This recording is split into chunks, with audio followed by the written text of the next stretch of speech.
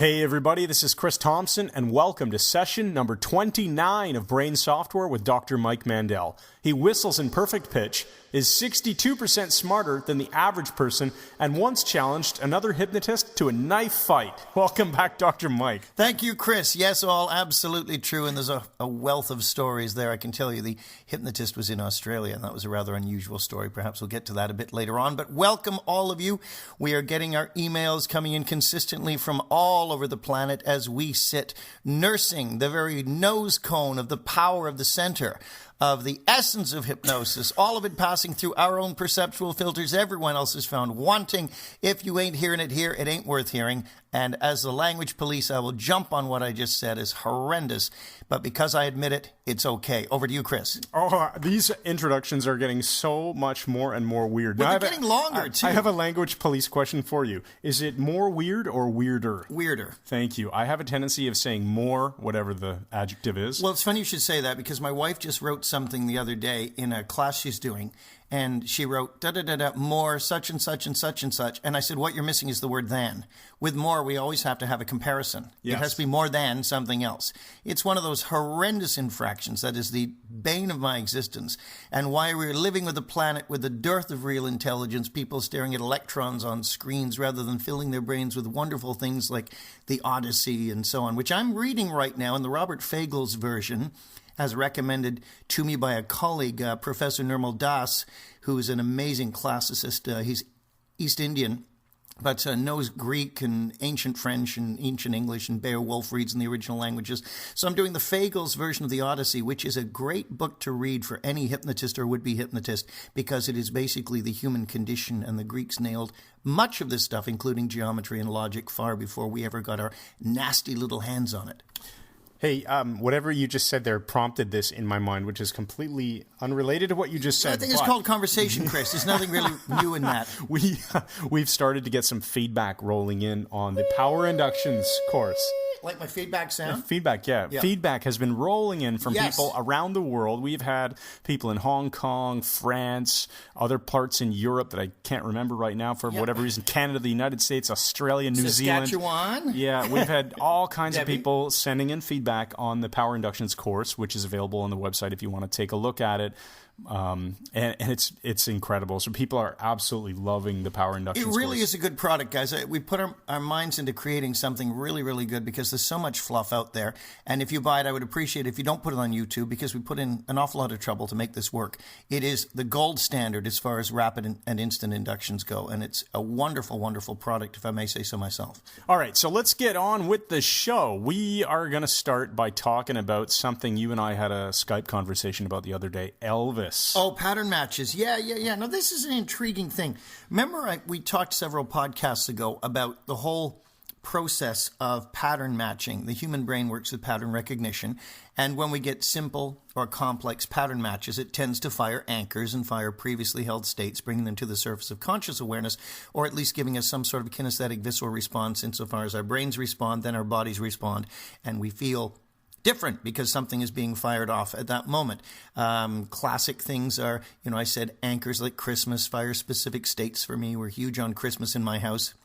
Well, there's also a very interesting phenomena happens when there's a pattern match that fires a state that may not be actually inappropriate, but not really what the pattern would seem to be. But a counterfeit will still fire the same pattern. The example I gave was Elvis. And what I mean by this is back in the late 1970s, I did a hypnosis show at the Statler Hilton, I believe it was, in Buffalo, New York.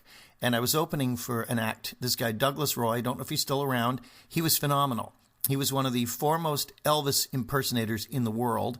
Looked like him, talked like him, sneered like him, sang like him, and unfortunately wore those incredibly horrible clothes that Elvis wore with the, lapels you could land the space shuttle on, and bell bottoms that just made no sense in sequence. I mean, that was an unfortunate thing. But he did get it pretty well nailed. And at the Statler Hilton, the audience was full of mostly women. And he even did the thing where he would, mop his brow with a scarf and throw it into the audience. And women were almost ripping each other apart trying to grab these scarves, and they were in tears. And, I remember seeing Beatlemania on Ed Sullivan when I was a kid, when you were still a gleam in the milkman's eye, Chris. But back then, The same pattern. And so these women were responding to Douglas Roy exactly as though it was Elvis in front of them. Now, they could logically say, this is not Elvis Presley because he's dead. But their brains, when did he die? 77? So it must have been about 78, 79. But their brains were responding. They were getting a visceral, a body, a gut response as well, as though it was actually Elvis. Even though they knew it wasn't, they were still in tears and responding as though it was.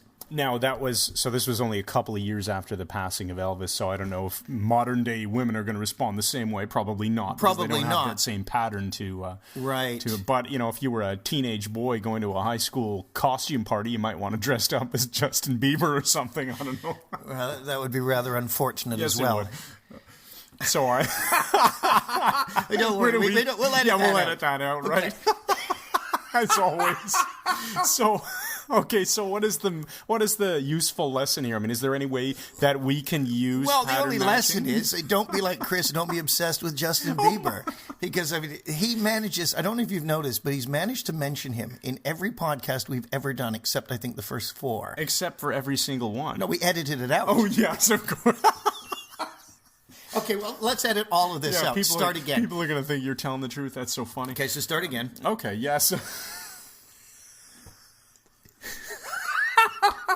Can I just say for our listening audience around the world, we're not drinking or anything like that.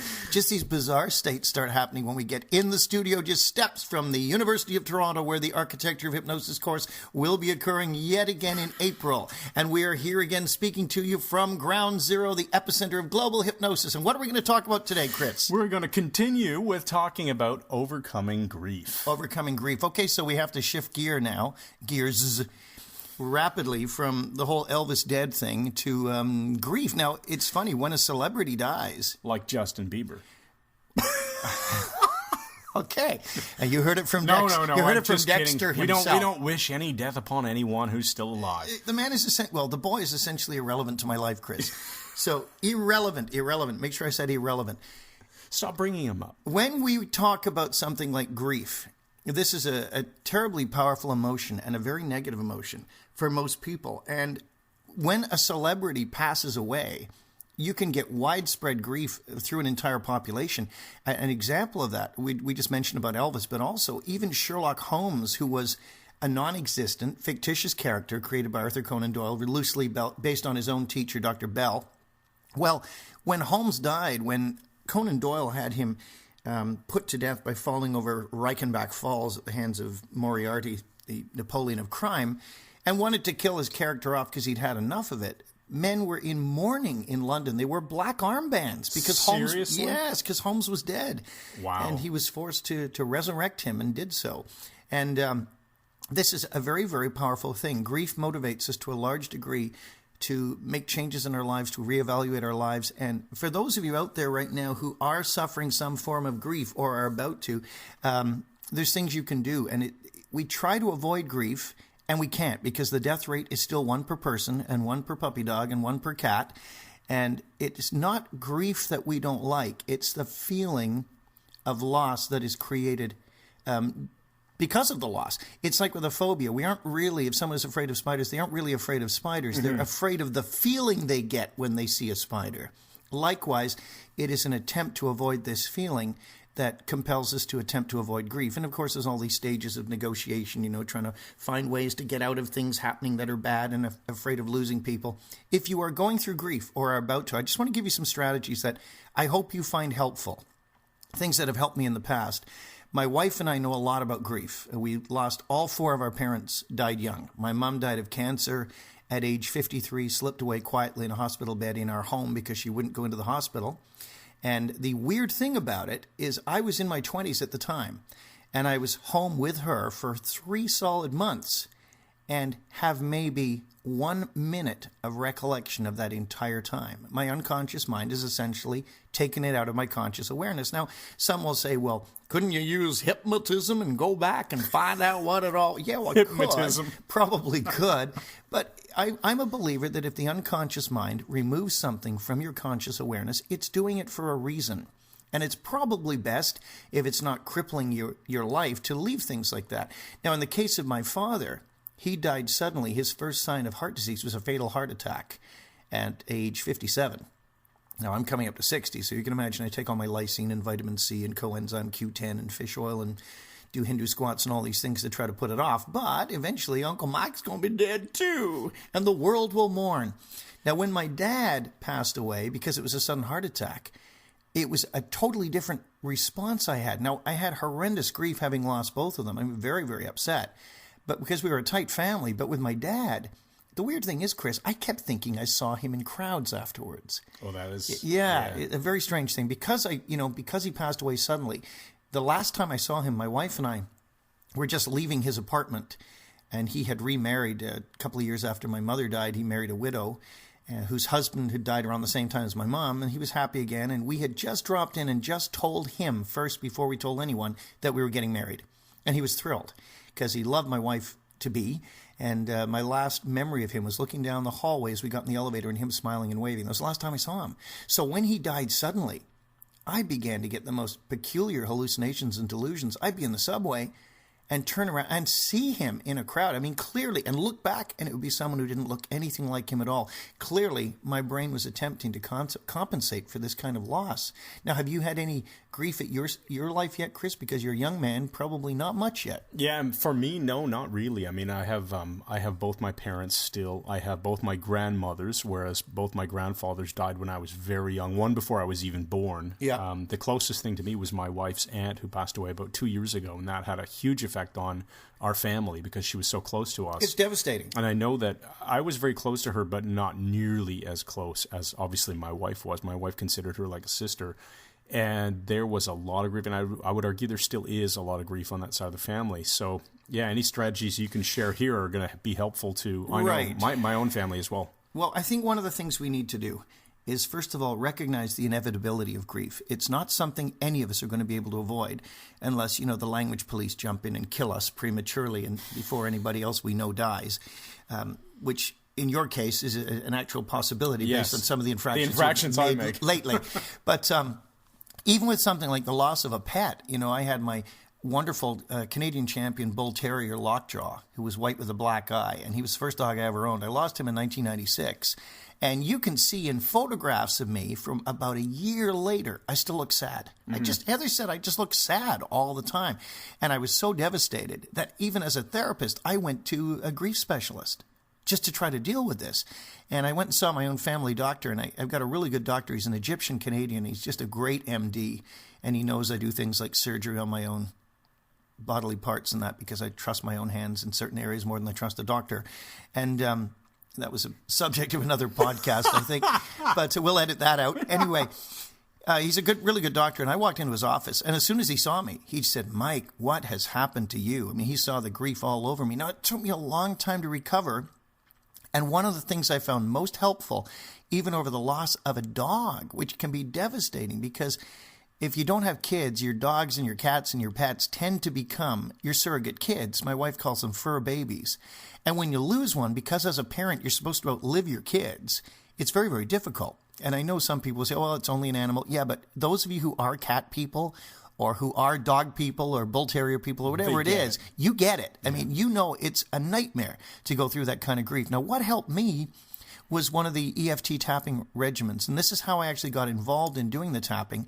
Back in the mid-1990s, a Swiss psychologist, really interesting guy, Willem Lammers, came to Toronto and was teaching a weekend-long course in meridian-based psychotherapy. And I was doing a lot of NLP and hypnosis at the time. And my wife said, you should go and hear this guy speak. So I took the seminar. And he wanted someone who had a problem, something that was bothering them, not a screaming phobia, but something that upset them. And with me, grief. It was a grief thing. And I went up, and it was all about the dog. And I'm the person he picked in front of the group. And I said, it's about a 6 out of 10 now. And he did 2 regimens of me, tap your eyebrow, tap the outside of your eye, tap under your eye. Okay, go back. How is it now? I said, it's gone. And he's just taking notes in front of the class. He goes, yes, it is gone. I said, no, it's totally gone. I feel better. He said, yes, you are supposed to feel better. That is why we are doing this. I mean, he was very patient with. I was stunned. And it was so mind-blowing to me. That's what got me into the tapping regimen. Now, since then, back then I was using, tapas acupressure technique, which is very good. And I've done BSET Free Fast, Dr. Nim's amazing system. But now I have settled on the faster EFT, which Robert Smith came up with. And if you are going through grief, I recommend you depotentiate it as you go. Don't wait for the big death. Like if someone you know is passing away and dying, or they're ill, or your dog, or like right now, the reason this is topical is I have 2 lovely Bengal cats, Kashmir and Raja, and they're both sick. Kashmir's kidneys are failing. He's got the classic symptomology, drinking way too much water. And that he could last a year or 2. But Raja is very, very low, and we don't know if it's cancer or what. And he's at the point that our holistic vet, the brilliant Dr. Paul McCutcheon, said there's nothing really can be done. It's palliative now. We're just looking after him. So things are pretty sad in my house. But I found the faster EFT is a great way to depotentiate the grief. So I don't have to wait until the cat has passed on and then start using the protocol. I'm using the protocol now, so that I'm dealing with it as I go. So here's what I recommend. If you are suffering with any grief, or you're anticipating a horrendous loss, get onto Robert Smith's Faster EFT website and learn the basic protocol. It's very simple. You're tapping in the middle of your forehead, the outer corner of your eye, on your temple, under your eye, on your collarbone, and then you're squeezing your wrist and you're taking a deep breath and just saying peace. Just follow this pattern. I'm not going to try to teach it because it's his thing, and I commend what he's done in simplifying it. It comes out of ancient Chinese medicine, and it really, really works. What you are feeling with any negative emotion is a disruption in the right brain. If you are right-handed, it's an electromagnetic disruption. And what happens is, using the faster EFT, this feeling we call grief is shifted into the amygdala, given a linguistic tag, moved into the hippocampus, where it's given a context in our life script, and then is fired along the parahippocampal gyrus through the Broca speech center. And it is actualized in the front left part of the brain. When you use this technique, look it up, faster EFT, get your grief down to 0 every time. It'll only take you 10, 15, 20 seconds. Don't say, oh, I feel better, I'll stop. Get it to 0 every time, because more will build up. Keep removing the potential. This will help you heal. It's not getting rid of the problem. You still lost the person, but you'll be able to look at it objectively, and you'll be able to think rationally, and it'll help you cope instead of burying the emotions. Do not bury your emotions. Don't shove them under the surface. Stuff them down. Process them.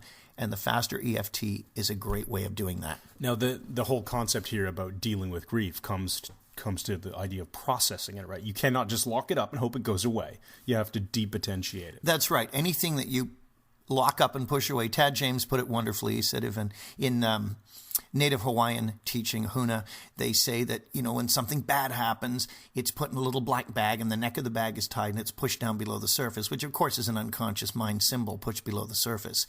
And every now and then the conscious mind notices something about the event. What's happening is the unconscious is bringing one of these black bags to the surface, opening the neck of it and saying, do you want to deal with this? No, I can't think about that. I don't want to talk about it. We stuff it back down again. People who don't want to talk about their problems. Well, a problem ignored is still there. You can have all these snakes and spiders and things in your mind, and you don't want to lock them in a box. You want to kill them and get rid of them. So Chris is right. Depotentiate it. Get rid of its potential to cause you problems.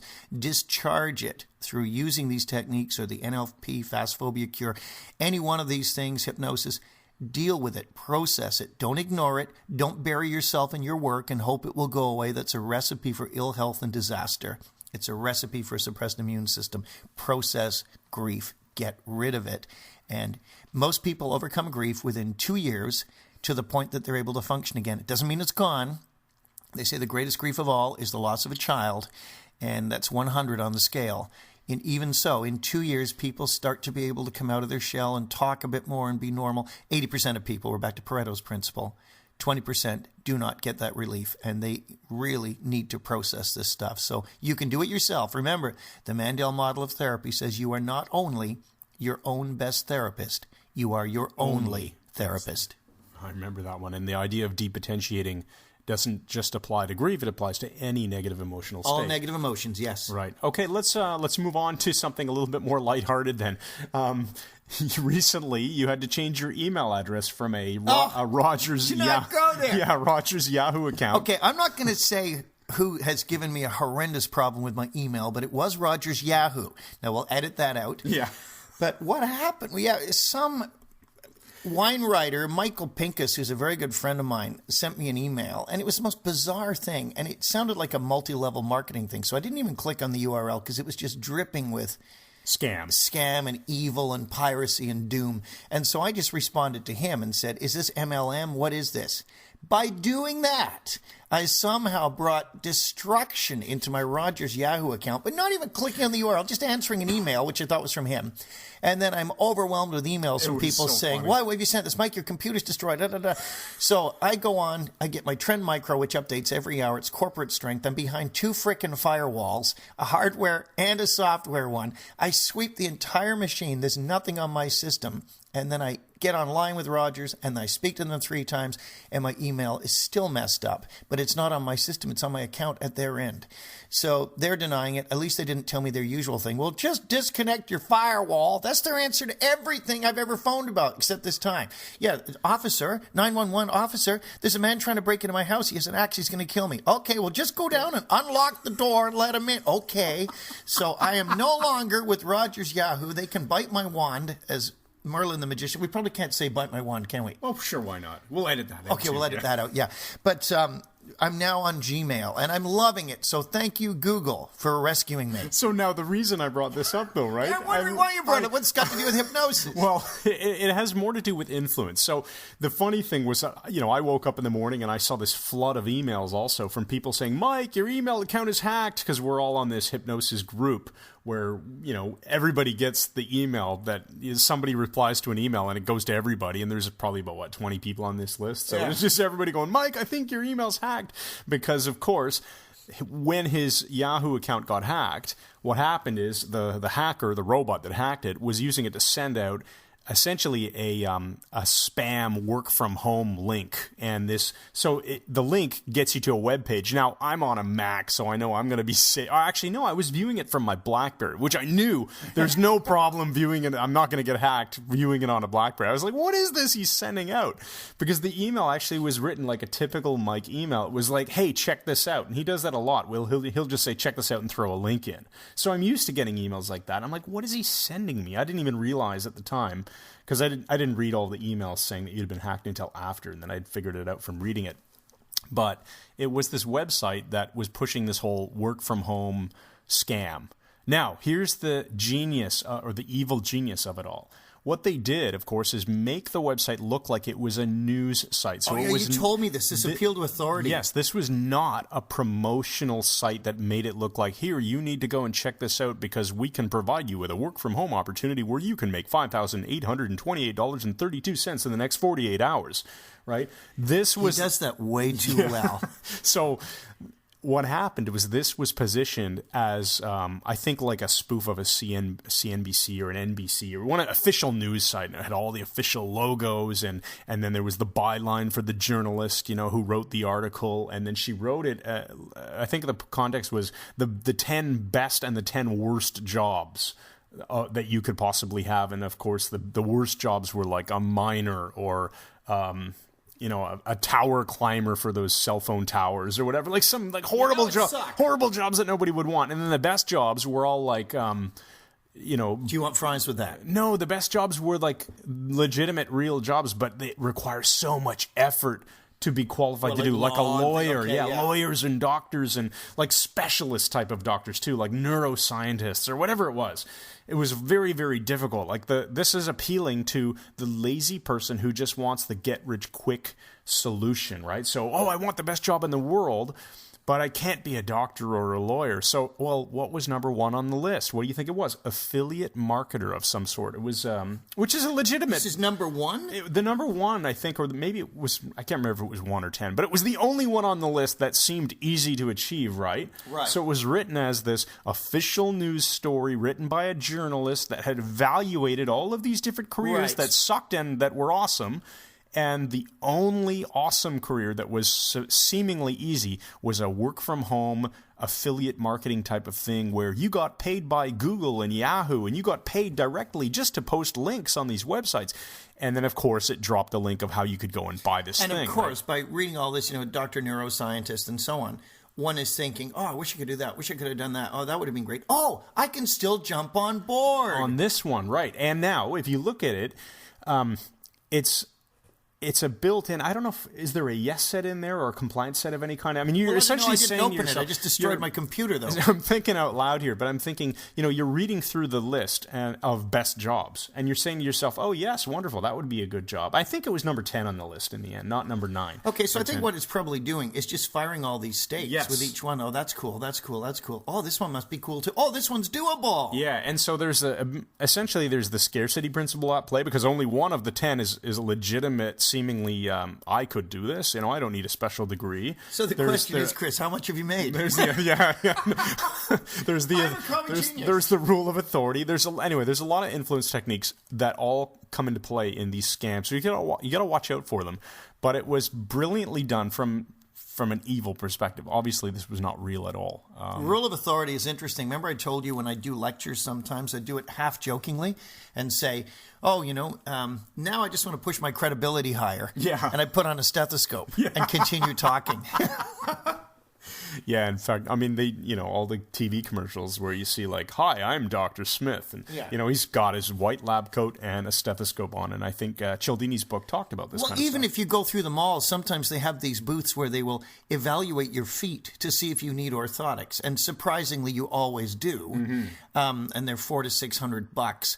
But what they do is all the people standing there, these 20-somethings, are all wearing lab coats. Yeah. So they look like they must be scientists. Now, Mike, is that a partial pattern matching going on? Oh, definitely. That's the white why lab coat says teacher, scientist, professor, doctor. It gives that impression. So just wear the lab coat, and even if you don't claim to be a doctor or anything, people are going to make a partial pattern match. Yeah, I'm going to start wearing a lab coat and a stethoscope around my neck all the time. Yeah. And just see what happens. Going to a restaurant. I'm not going to pay for this. I'm a doctor. Oh, okay. Well, I remember some of the studies that Cialdini talked about in his book, Influence, the Psychology of Persuasion, and the rule of authority. I think he had some tests where, for example, I think he said, like, there was a red light and a guy in a suit starts crossing the street. And so everyone else starts crossing too, even though it's a red light.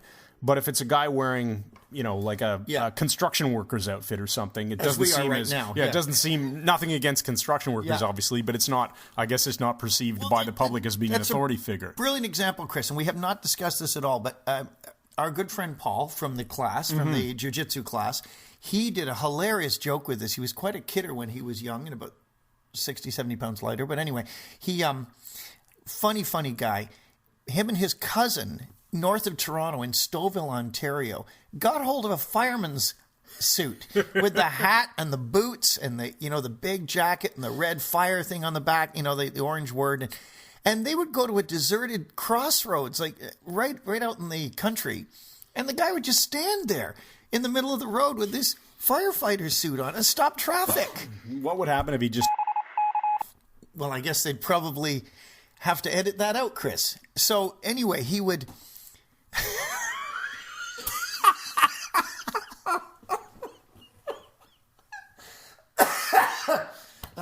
Welcome to Embedded Command Central.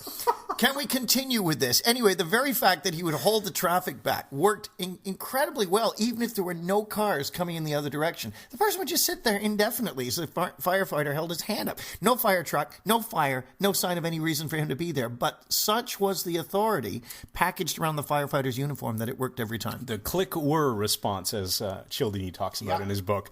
So anyway, check out Influence, the Psychology of Persuasion. Excellent book. It's among my top 10, I think, of all time.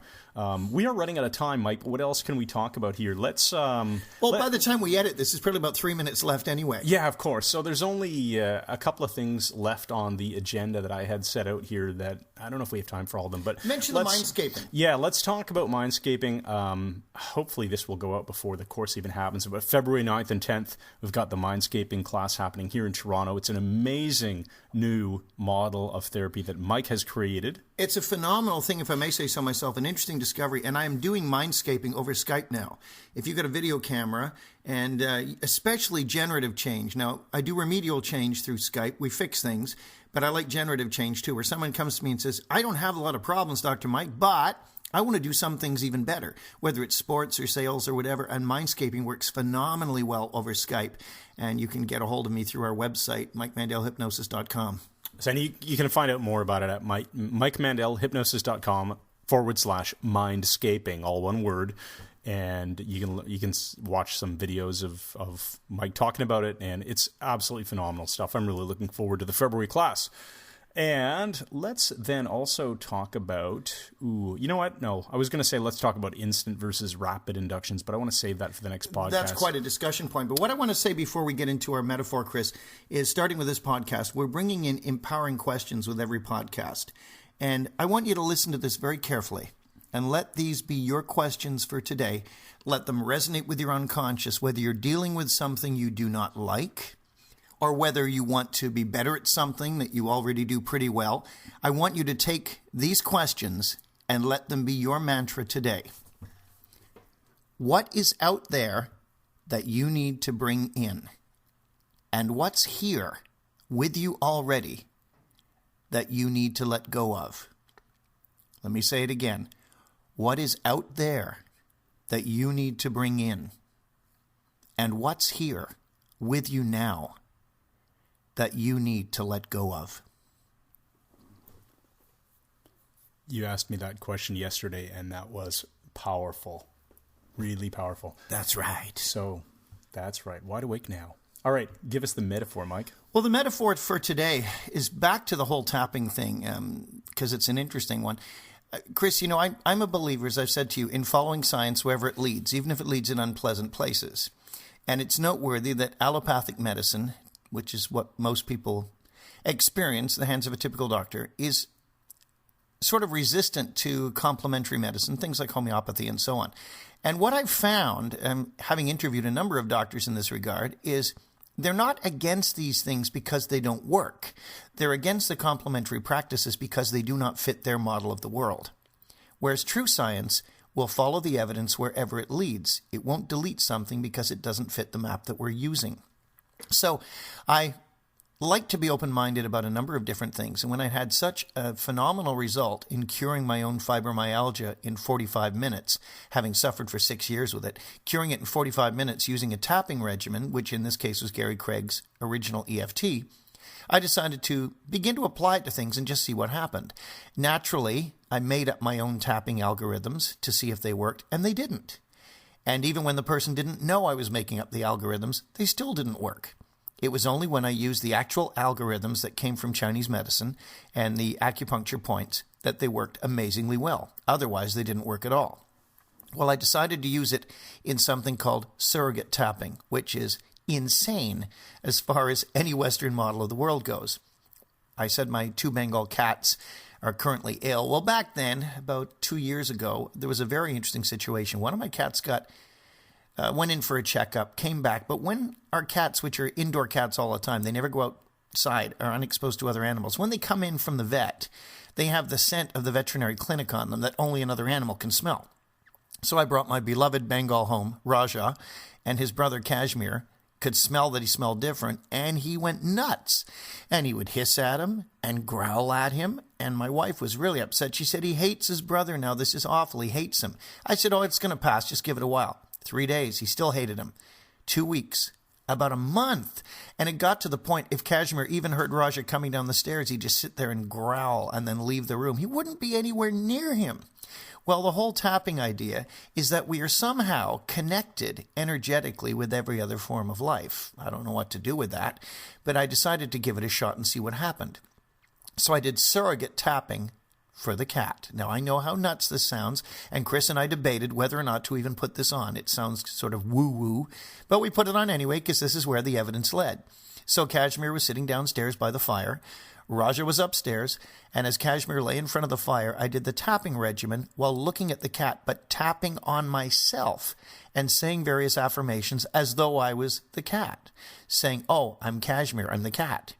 I love my brother, even though he smelled different when he came home. My brother's my friend. I'm not mad at him anymore. I did about 5 minutes of this, and the cat just lay there and ignored me.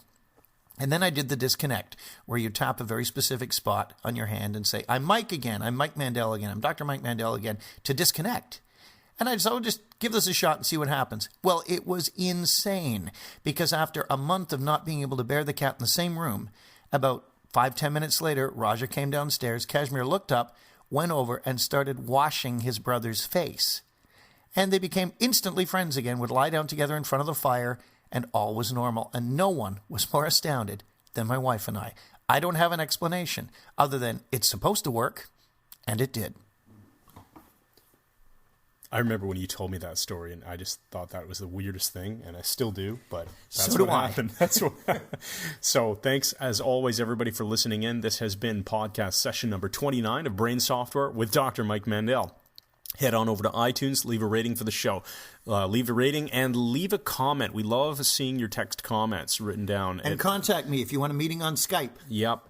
info@MikeMandelHypnosis.com is the email address to use, and MikeMandelHypnosis.com is, of course, the website URL. So we will see you all again, or you'll hear us all again on podcast session number 30, which is coming up in a couple of weeks. Thanks again, and good night. Ladies and gentlemen, I always wanted to say to you, you know what I mean? All I could do, was men see. Oh, thank you very much. Wide awake now.